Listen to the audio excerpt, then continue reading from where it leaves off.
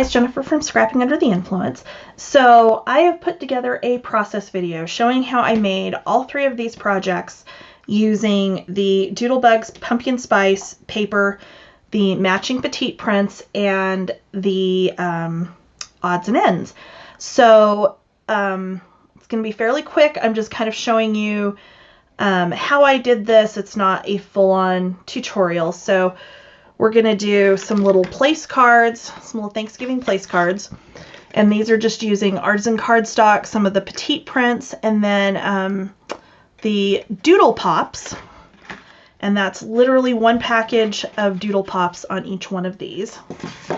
We're going to do some Slimline cards. So Slimline cards are these long, narrow cards, either run this way or this way. These are, I believe, 8.5 by 3 3/4. Let me measure for sure.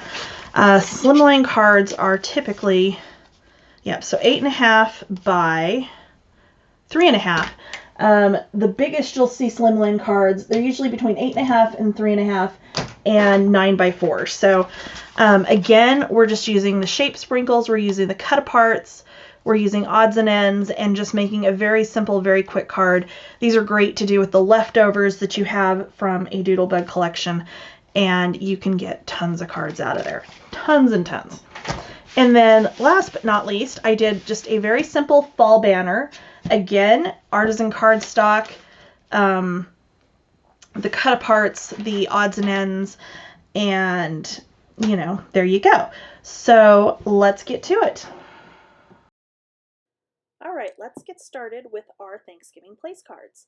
You're going to start with a piece of cardstock 4 inches by 5.5 inches.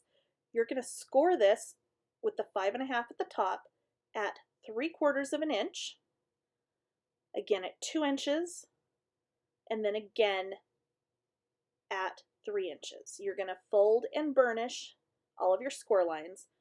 I then put glue on the 1/2 inch tab, and using my scoreboard to make the bottom score area stand up, I use that to get that folded over and glued. Okay. Next, I matted the fronts of my place cards with some leftover petite prints. Since the front of this is fairly small, you can literally do this entirely with scraps.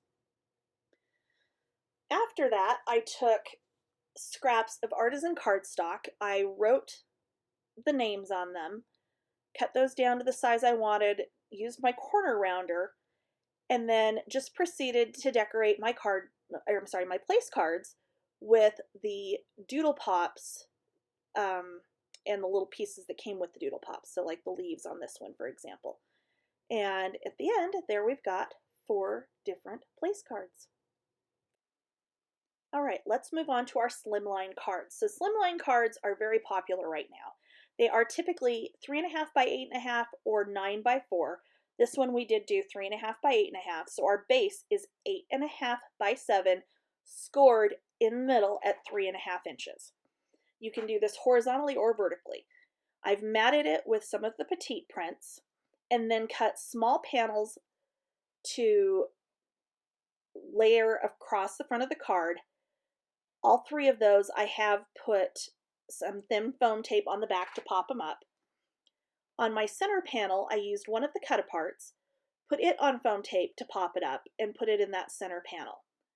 I then took the odds and ends that were the larger versions of the 2 images on that cut apart to layer them and give it a little bit more interest on the front. I then added the rest of my little treats to the sides, popped up with foam tape as well, and you end up with a really cute, really simple card with a lot of dimension. For our second card, again, I've matted the back. I've cut panels to mat those 3 cut aparts, popped all of them up with foam tape, and adhered them down to the front of my card. I then took some of the elements from the shape sprinkles and put them in here and there just to give it a little more dimension and a little bit more interest. And there we've got 2 very easy Slimline cards. All right, let's move on to our fall banner. This one's really fun. So we've started with 6 pieces of cardstocks, 6 inches by 5 inches. With the 6 inch at the top of my scoreboard, I've scored them at 1 inch. I then took a border punch and punched the bottom of each one of these panels. I matted them with petite prints that are approximately 4 7/8 by 4 3/8. You will want to measure your banner. I then took the fall letters from the cut-aparts and decided which backgrounds I was going to put those on. I then literally just dumped out my odds and ends and just started lining them up on top to see what looked best. After I adhered all of my odds and ends and layered them, I laid out my twine and folded that 1 inch tab with some glue over the top of that twine. I then went through leftover seam binding from various design team projects to tie between each panel of my banner. To decorate them, as you can see, I've used various odds and ends. I've used, in a couple of places, some of the shape sprinkles and that kind of thing. And what you end up with is a very simple, very easy to put together banner that doesn't take a ton of paper and really does not take a lot of time.